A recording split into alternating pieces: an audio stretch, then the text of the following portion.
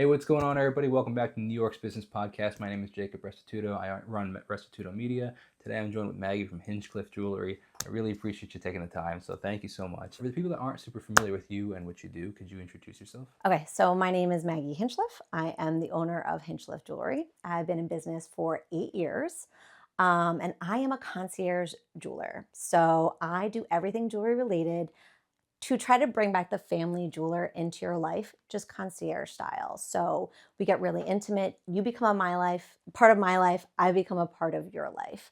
And anything that you're looking for, whether it's a $50 piece or you're wanting a $100,000 diamond, I've got you.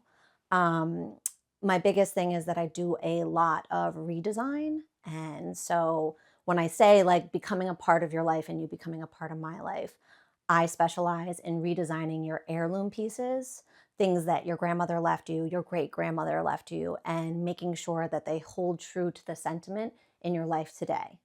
And on top of that, I do repairs, engagement rings, wedding bands, and then I do appraisals. I'm a graduate gemologist. I graduated from GIA, which is the Gemological Institute of America. If you don't know, I'm certified in diamonds, colored stones. So I literally do everything jewelry related.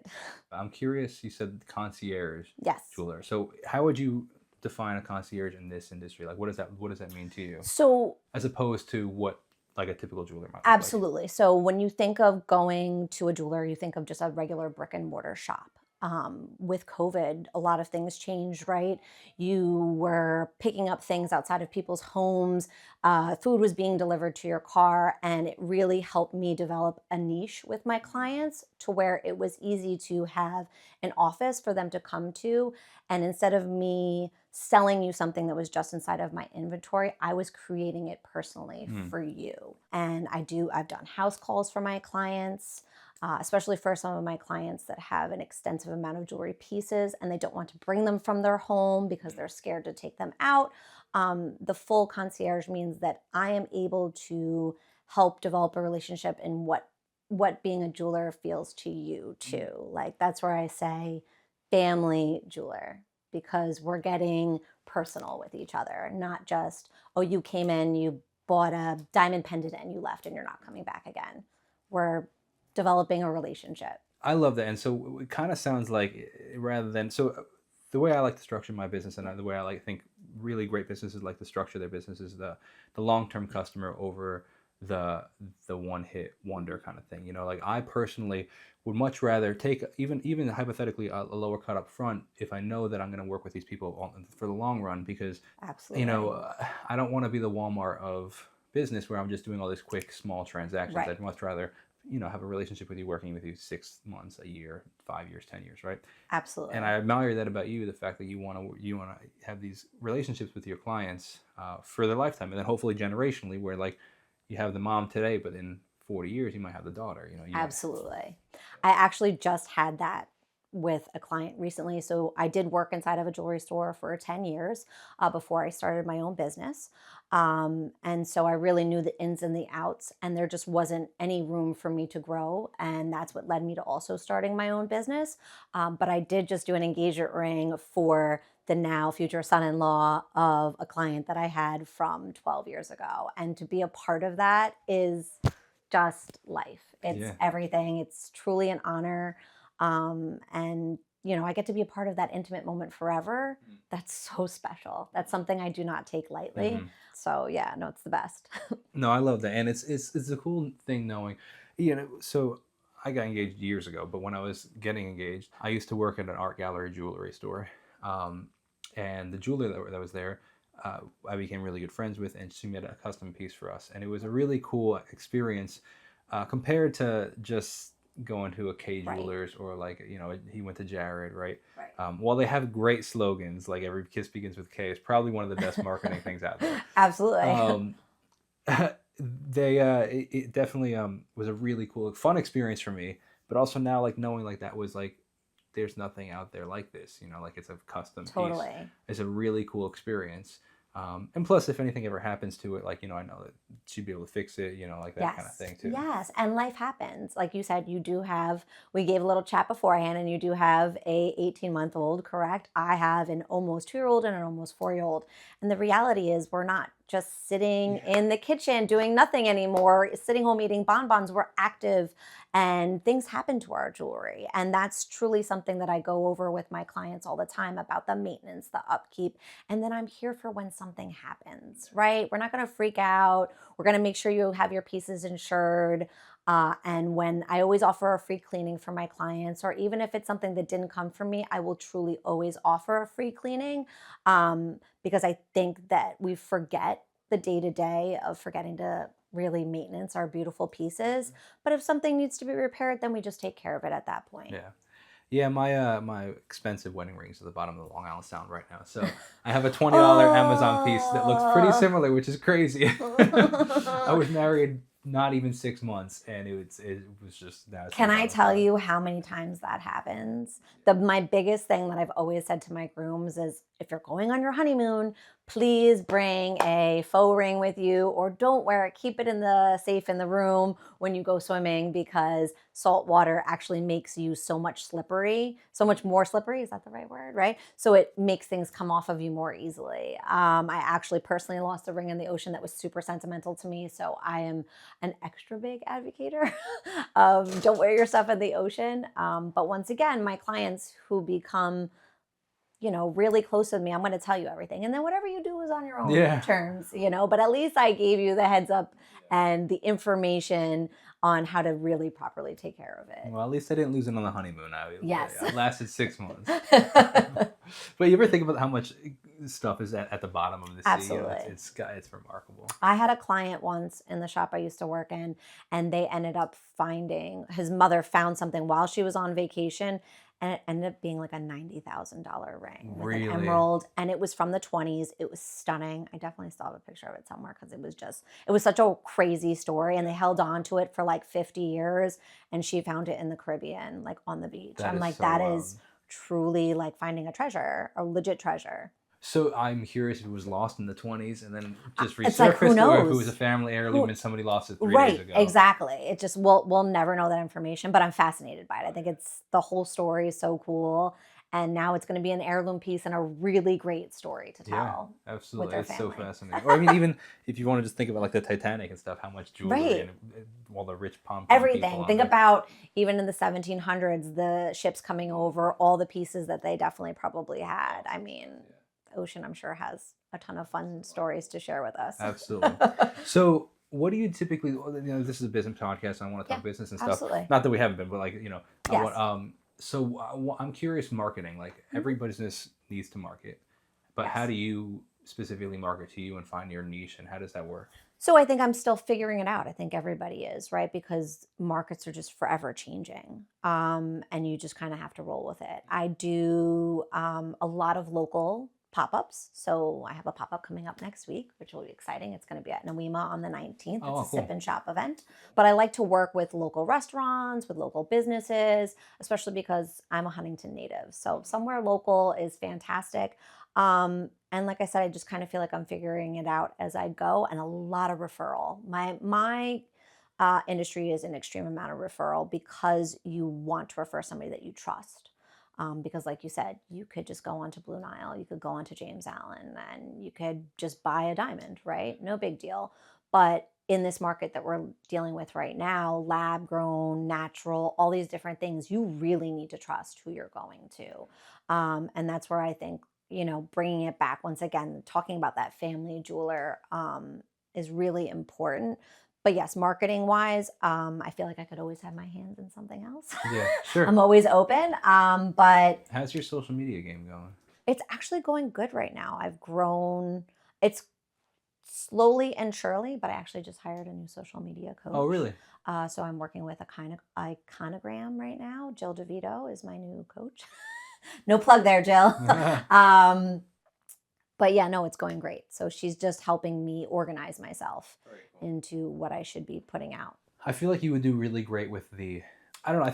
I personally I think there's two types of social media. Like, Yeah. social media is essentially escapism, right? And there's, I Right. think, two different types of escapism. There's informational escapism, and there's educational or Sure. entertainment. So like entertainment would be watching like a fictional movie, right? But then Right. informational or educational would be like, maybe watching Discovery Channel, or even like learning Absolutely. things, for example, like how to market on YouTube, right? Right. Like that's an example. Um, I feel like you would do really well as an educational, like, while entertainment, but like, hey, Yes. this is when you're shopping for a piece, this is what I would look for, even unrelated to you, like, but Yes. then it puts you as a um, Right. industry professional, builds your trust, so that when Yes. people go think of something, and it also creates shareable content that when people be Definitely. like, oh, I saw, some lady in Setauket saw this, Yes. but she has a cousin in Huntington, so, Right.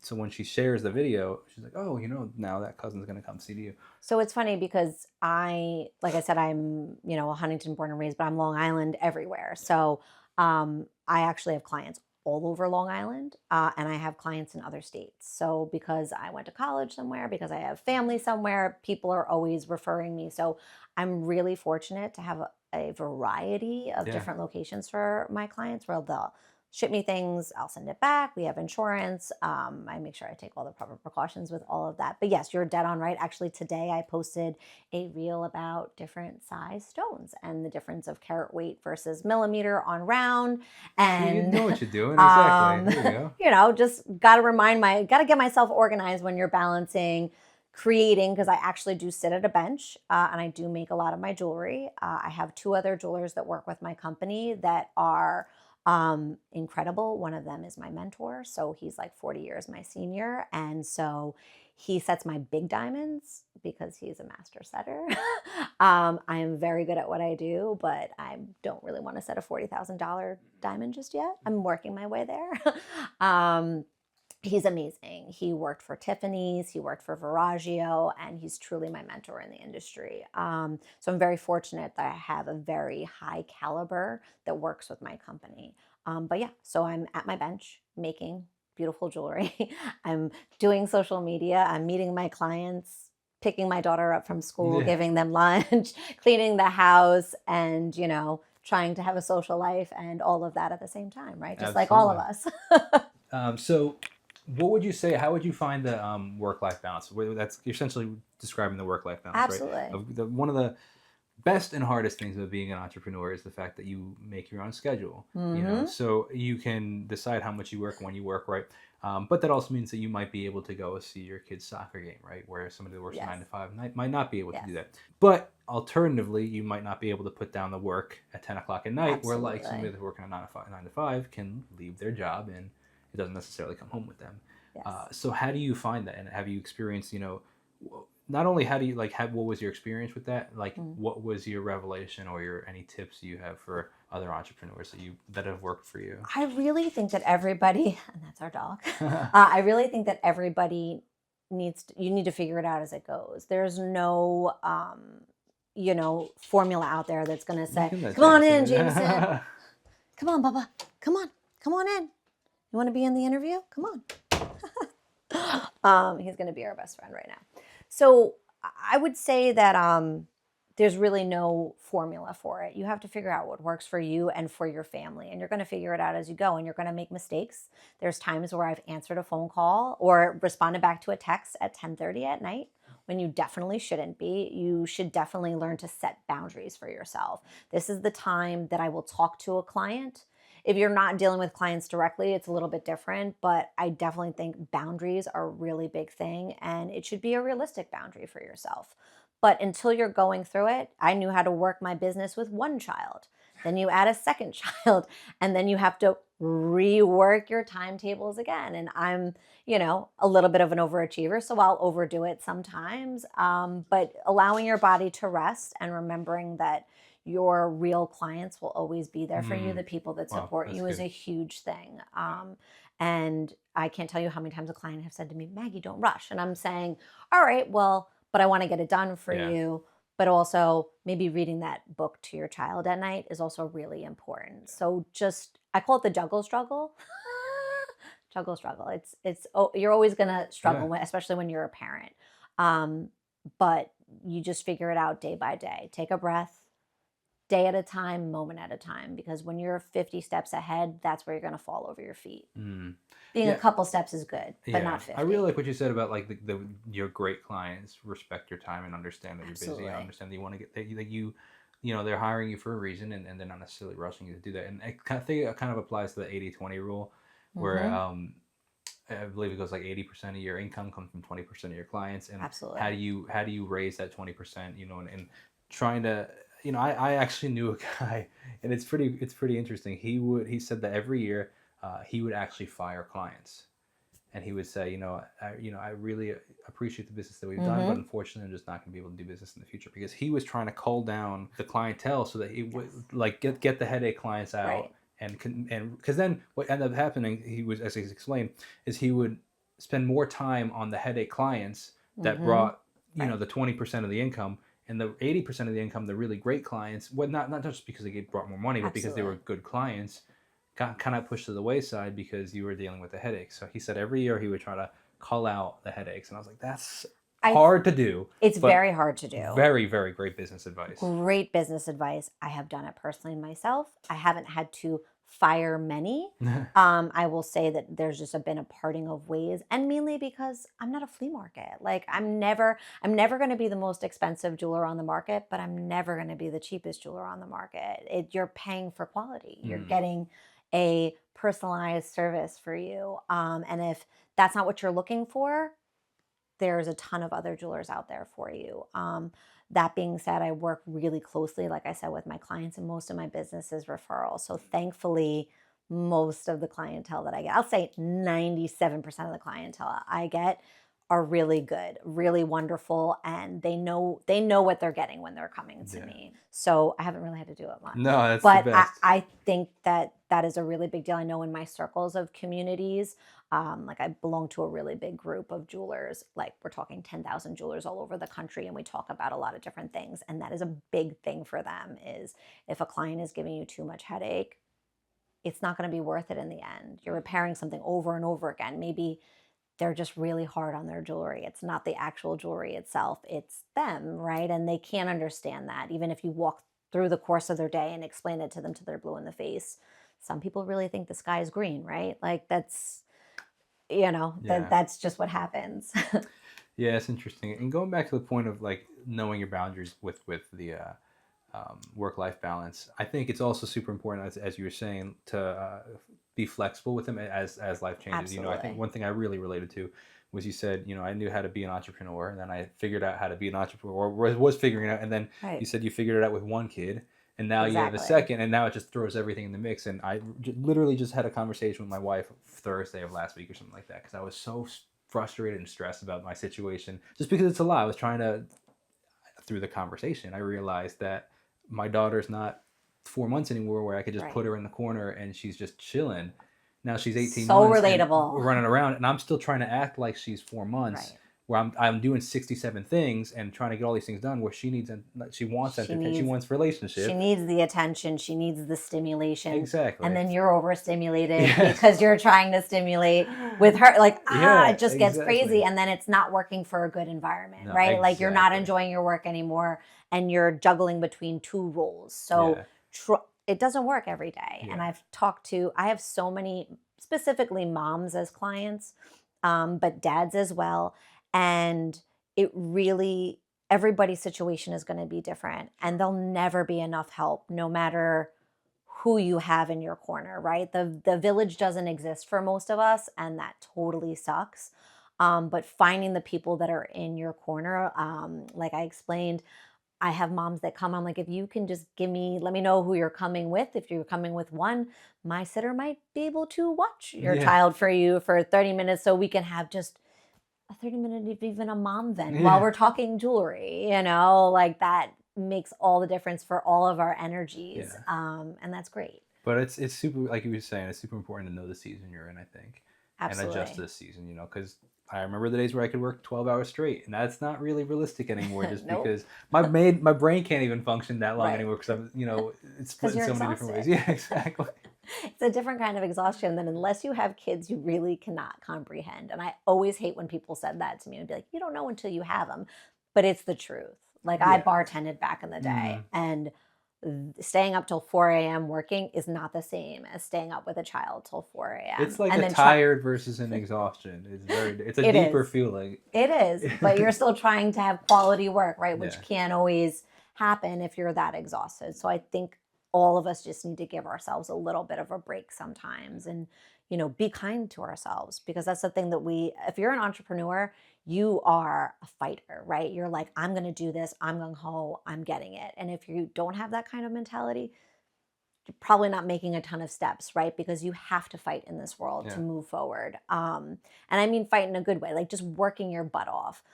But we also have to be kind to ourselves and Sure. say, maybe it's time to take a quick break. Take Yeah. a moment, sit on the couch for 5 seconds Yeah. and turn on something completely mindless and enjoy your cup of soup that you tried to reheat 3 times, or your cup of coffee in the morning, right? Which is me. Um, and that will make all the difference when you turn around and then talk to your clients. Oh, absolutely. For sure. Yeah, absolutely. I'm running an ad on social media right now, like an Instagram ad to get more clients for the business.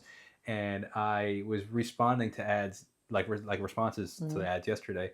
And I was following with a couple of people. And I guess I was just like not totally there, like you were Yeah. just saying. And I responded to somebody that was actually asking me if I was hiring, and I was saying, "Hey, I just wanted to follow up." And they're like, "Oh, do you have a position?" I was like, "Oh, great! How do I get out of this?" Like, and I was just honest. I said, "Oh, sorry, Sorry, I wrong, misread wrong it." Like, message. yeah, Yeah. but it was like, when you're not fully there, you can't give the You're best to your clients. having So a moment. But like I said, yeah, I think once you become a parent too, you're around hopefully you've had other parents in your circle. Most of my mom clients or dad clients are like, oh, don't worry about it. Like, oh, believe me, I've oh had a sure, week. Like, I feel like there's always, like, whenever there's a full moon, everyone's got it going on at the sure. same time, right? Where my kid didn't sleep last night. My kid threw up this Uh-huh. morning. We're all in Yeah, it together. And I think that's part of, once again, building your community, sure. right? And then your clients understand you and you understand your clients. It's also funny too when you have the conversations and you say something like that, and then it breaks down that wall a little bit of like,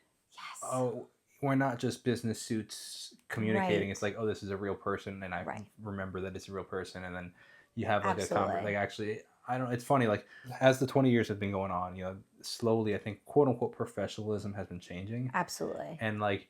You could even hear it in music to some degree. Like music went through this because as I mentioned earlier, I'm a musician. I love Music it. went through like this perfect era where like in the Yes. 60s and 70s it was very like authentic rock and whatever, but Definitely. then in like the 90s 2000, maybe like 2000s, they went through this like what we call bubblegum pop, and it was like Okay. everything was so perfect. It was the Britney Spears of like, it was fake instruments and all the Mm-hmm. perfect sounds, Right. auto Oh, tune, I was just right? going to say auto tune immediately. And Yes.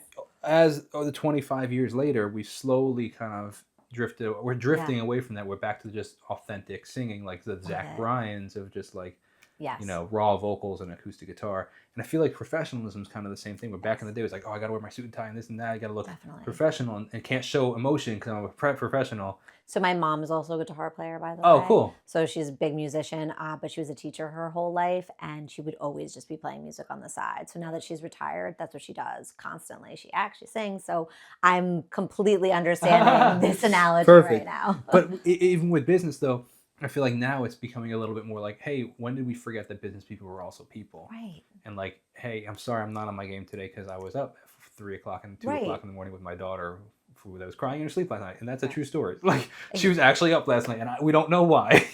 And it's gonna happen. Like I Oh, and actually it have happened 3 days ago. right. So. I have a kid that has night terrors too. So like she'll Mm. be up, just be up, and she just needs to touch me. She has to have her hand on me at all times, and then maybe play with my hair a little bit or whatever else, And you're just like, Uh-huh. and you still got to perform the Yeah, next day. exactly. You were up, I was up. See, we're already We're there. here. Exactly. So I want to talk about a business opportunity that didn't work.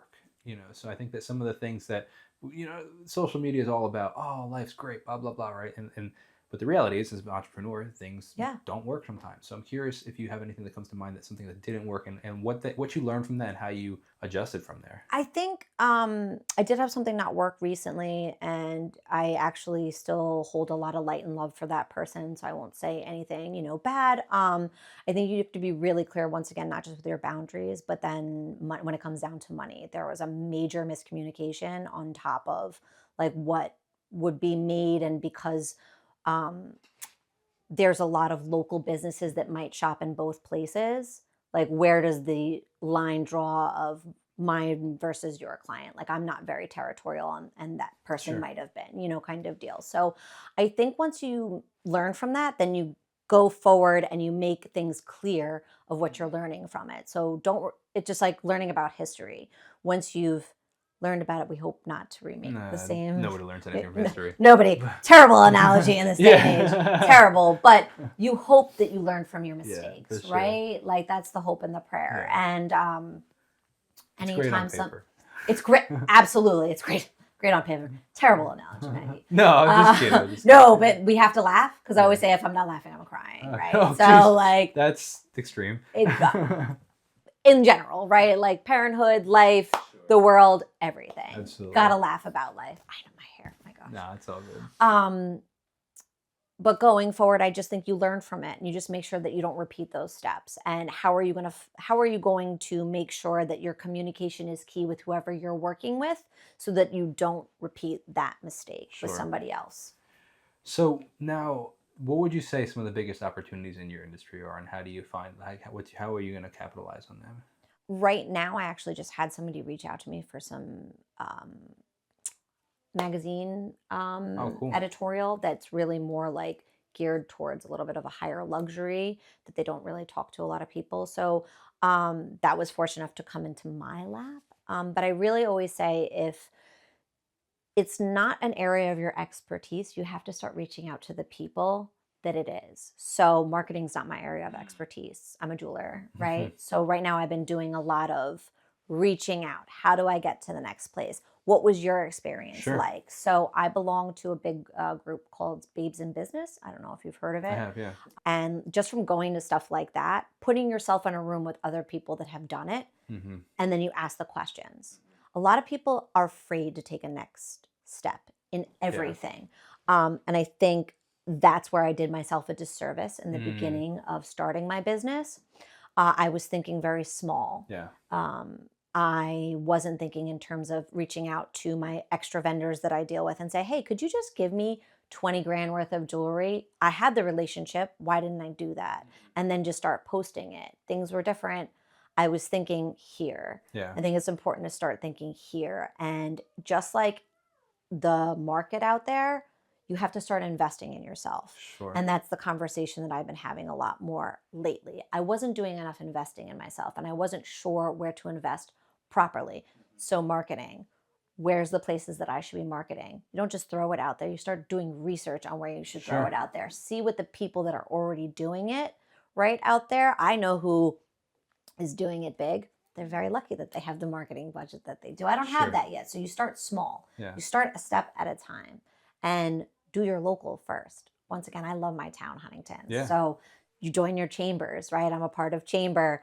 You start really talking and you see where other people are doing it right. And Yeah. then you start seeing how it's going to fit for your business and move forward.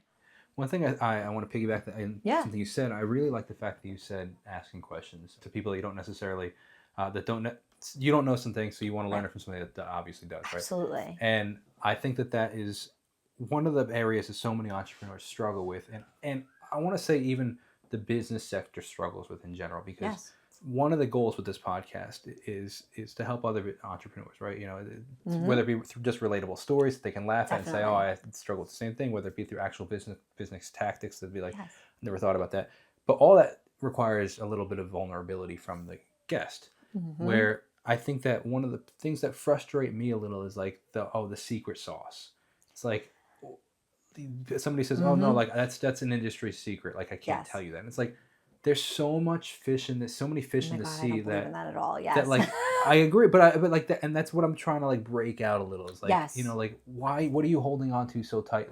There's an analogy that if I were to give you this cup of water and your hands were closed, well, you can't. But you had like another cup of water. You can't. You won't give up what you have in your hand, but you also can't receive anything either. Absolutely. And I'm more the mentality of like, you know, Let's just all live with do open it. hands, Yes. and the more some might slip through the cracks, but like no, but I love that you're saying that. I love it because one of the things that I always try to do is if somebody's asking me for help, I'm like, yes, what do you, For let me, sure. let me tell you, one of Exactly. my girlfriends is starting a business right now. And I literally gave her a list of all the things that I said I did wrong, I Sure. did right. And here's a bunch of things that I think you should do because I think it'll be amazing for you. And she Well, was how like, did you get to where you are? Somebody told you. You know, right, of course, you learned your own things, but like of you learned a course. lot from other people too. Same with me. Like, so who am I to be like, oh, sorry, I can't tell you. Like, Right. No, and I think it's only going to help everybody. Like we don't want to be living in a world, no offense to Amazon. We don't want to be living in a world that's all Amazon or, Walmart or any of the big names that's all that they have to offer. You want to keep small businesses going. So why aren't I going to help somebody else get there? mm, yeah. I'm going to. If I have something to offer, I'll totally give it to Well, the you, fear right? is that they would take away your business, No. right? Well, not necessarily directly, but like Right. if if they're making money, then that means hypothetically you'd be making Right. less. But that's just not how No, things that's not work. how it works. You know. No, there's always actually, I have a really close girlfriend that's right here in town. She's another metalsmith, and we happen to have kids that are the same exact age, which like never happens. She's like my person. Like, I'm Yeah. like, oh, what are you doing? Good, go see my girl here. And she'll refer me back and forth. That's two jewelers referring each other to Yeah. one another. I have another shop that I do the same thing with. I send people there, they've sent people to me. Everybody should just be supporting one another, right? It's when you close yourself off that you're not going to continue to Sure. grow. Exactly. It's just not And how in it's going to any be. industry, one of the things that I've learned. So as I mentioned before, I've done that music podcast for I have like Oh, yeah. 130 episodes, and one of the last questions I ask people is like, what's one thing you know now that you wish Yeah. you knew in the beginning? And typically, either through that question or just through the conversation that we have, I would say at a 95% of the conversation, Yeah. or maybe the 90% of the conversations, right? But that's still about like 100 conversations. If you Yeah. Everybody says it's all about relationships. Maybe not Totally. necessarily in those phrasings, but by the way that they, if you were to spark notes the conversation, Mm-hmm. that's exactly what they're talking about. Yes. And it's funny, by shutting people out, you're not building those relationships. And the only way, one of the things I struggle with some friends is like a two-way relationship. A friendship is a two-way relationship, Mm-hmm. right? So it's like, if I tell you something I'm struggling with, I want you to one, receive it. But Yes. then I want you to tell me something maybe 3 weeks from now that you're struggling. Right. So it's not just like, hey, Right. I'm the only one venting. Like I That's want to all know, relationships, right? right? But it's the same thing with business. Like I agree. I give you a little, and then you give me a little, and that's just how relationship works. Absolutely. I agree 100%. Thanks for letting me vent. Oh my gosh. I feel like, well, first off, like I already said, I was already a bartender and then I'm the jeweler. So everyone's always venting with me. I'm like, I can't tell you how many tears have been cried right here just because I'm in it with you. Like, and I'm there too. It's all relatable stuff, right? Yeah. Like, I think what we're lacking in this world is empathy and support. Sure. Like, having someone to say, I support you is huge. And knowing that you could go to somebody. So, once again, like, I have a friend that's another metalsmith that's a mom and doing an entrepreneurship. That just to have that support is tremendous Yeah. because I can vent things to her that nobody else will understand. Oh, absolutely. Because we're in the same, Yeah. similar, same, different, but same boat. Absolutely. And that's huge. It's huge. sure. I wish that for everybody. Other truthfully. entrepreneurs relate to other entrepreneurs, and that's again why I have the podcast, because Yes. you might not have as many entrepreneurial friends you can speak to, so you can. So true. Hey, we could be friends, Oh, we are definitely friends already. We're We're also already. we on online, so Everybody join our clique. I love it. yeah, exactly. No, I really do think that I'll never understand anybody that holds back and doesn't want to share. That's that's Sure. not my personality either. I'm like the queen of being an oversharer. So, share, like, let's talk, let's work through your problem always, or how do you make it better? But yeah, I'll stick to what I said, that no matter what, you should really, I don't even know where my thoughts going because I'm tired. All right, well, We'll edit that one out. I wanna respect your time, and one thing I want to ask is if you could go back in time, right? We can't Yes. change the past, right? Can't change the We past. learn from it, obviously. Mhm. So like, but if hypothetically, what would be one thing that you would have done differently in your business? I never like to say that I'd do anything differently because I feel like everything that happened brought me to where I am right now, which is a great thing. But what I will say is that I would have talked with more business people before just doing it on my own. So I will be very transparent. The work environment I was working in wasn't working for me anymore. It was kind of becoming a little toxic. So I left my job, and I had already started my business, but I wasn't sure what direction I was going in because I'm a maker. I was making jewelry. I started off with like way too many lines. I started off with 5 Mm, lines and I was investing all this money into product. Where was the money for marketing? Where was the money for growing? So if I had maybe had somebody to help mentor me through the business process of starting out, that would be where I would go back in time and maybe manage my money a little bit better in the beginning.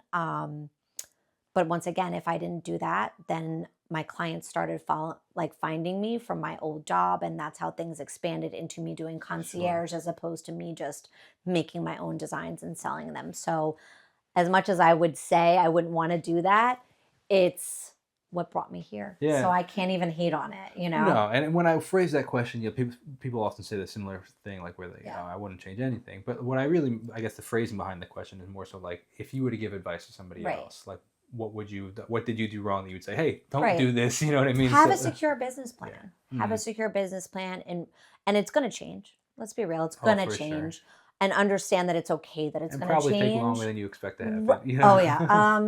Maybe don't expect to really make money for the first 3 years. Yeah. I had that conversation with somebody recently. I'm like, listen, it's normal, it's fine, and I have a husband that owns his own business as well. So we both know the ebbs and Oh the gosh. flows and the Yeah. roller coaster of Oh you're yeah. amazing one day and then the next day, like, shit, what am I doing wrong? Like, that's just it, right? But I think if you can secure yourself just a starting plan and really don't go over your budget, I think that's huge. Mm. Tell yourself where you want to be comfortably. I was just kind of rolling with it. I'm like, I need this, I need this, I need Yeah. that. Yeah. And, money goes fast. Oh yeah. So, and then there was bartending a little bit and like, you'll figure it out. But I think talking with other business owners is huge. And I wasn't doing that when I started my business. I was just talking to my husband. I was talking to like one friend. Yeah. And now we have all these great communities as resources, especially here on Long Island. So join those, Yeah. talk with other small business owners, and that will always help you get your feet off the ground into a better position. Yeah. No, that's great. And I appreciate all the insight that you have. So I appreciate you taking the time. So I want to say thank you to you for Thank taking the time. you. I also want to thank you everybody that listened or watched or however the case may be. But yeah, definitely check out Maggie's stuff with I'm sorry. Hinchliffe. No, that's Hinchliffe. bad. Hinchliffe jewelry. I apologize. Everybody Oh, does cut it. that out. No, I'm just kidding. Everybody says it, so we're So all thank good. you so much for taking the time to go check out Hinchliffe Jewelry. Hinchliffe jewelry, Sorry, yes. I overthink it, man. It's like there's 1,000 things going on. I'll blame it on the lack I of was just sleep and the saying, baby. It's let's the just baby. blame everything on the lack of sleep, okay? Well, thank you. Thank you for having me on. This was Absolutely. great.